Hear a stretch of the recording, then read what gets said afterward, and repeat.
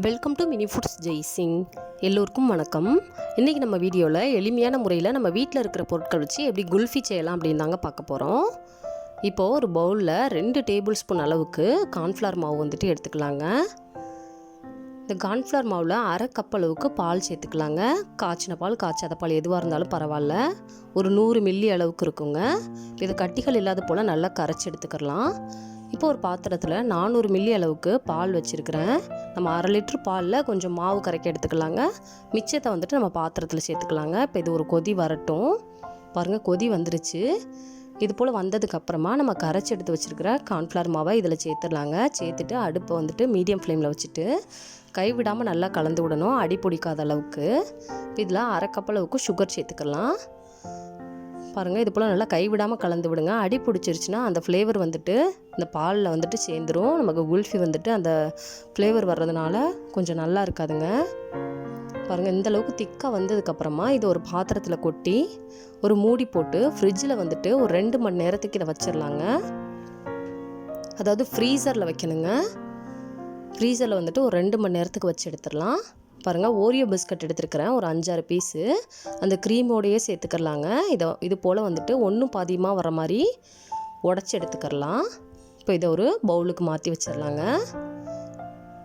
ரொம்ப நைஸாக உடைச்சிட வேணாம், ஒன்றும் பாதியமாக இருக்கிற மாதிரி உடச்சி எடுத்துக்கலாம்.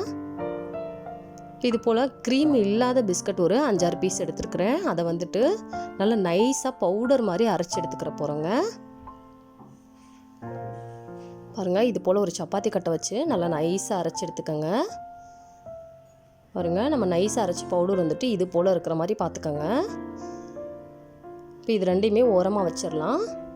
இப்போ ஃப்ரீசரில் இருந்து ஒரு 2 மணி நேரம் கழித்து எடுத்துருக்கிறேன். பாருங்கள், கொஞ்சமாக நல்லா திக்காக ஆரம்பிச்சிருக்கு. இதை நல்லா எடுத்து விட்டுட்டு ஒரு மிக்ஸி ஜாருக்கு மாற்றிடலாங்க. மிக்ஸி ஜாருக்கு மாற்றிட்டு இதை பல்ஸ் மோடில் வச்சு ஒரு 5 நிமிஷத்துக்கு அரைச்சி எடுக்க போகிறோம். இதில் 1 ஸ்பூன் அளவுக்கு வெனிலா எசன்ஸ் வந்துட்டு சேர்த்துக்கிறேங்க.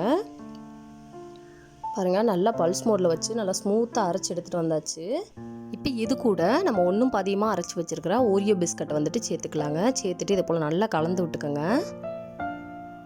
இதே போல் நம்ம வீட்டிலலாம் சின்ன குழந்தைங்களுக்கு செஞ்சு கொடுக்கும்போது ரொம்ப விரும்பி சாப்பிடுவாங்க. இந்த சம்மரில் வந்துட்டு நம்ம கடையில் போய் வாங்கி கொடுக்காம வீட்டிலே செஞ்சு கொடுக்கலாம். இது போல் குல்ஃபி மோடு இருந்துச்சுன்னா குல்ஃபி மோடில் ஊற்றி வச்சுக்கோங்க, இல்லைன்னா டம்ளரில் கூட ஊற்றி வச்சுக்கலாங்க.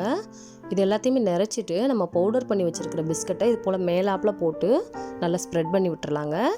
விட்டுட்டு ஒரு அலுமினியம் ஃபாயில் பேப்பர் வச்சு இது போல் நல்லா கவர் பண்ணிடலாம். கவர் பண்ணிவிட்டு சின்னதாக அதில் ஒரு ஓட்டை போட்டுக்கலாங்க. ஓட்டை போட்டுட்டு அந்த குல்ஃபி ஸ்டிக்கை வந்துட்டு இதில் நம்ம சொருகி வச்சிடலாம். இப்போ இதை வந்துட்டு ஒரு 3 மணி நேரத்துக்கு ஃப்ரீசரில் வச்சு எடுக்க போகிறோம்.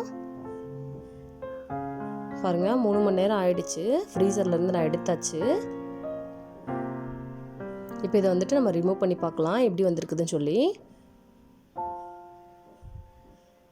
பாருங்கள், சூப்பரான குல்ஃபி நம்ம வீட்டிலையே கொஞ்சம் நேரத்துலேயே ரெடி பண்ணியாச்சுங்க.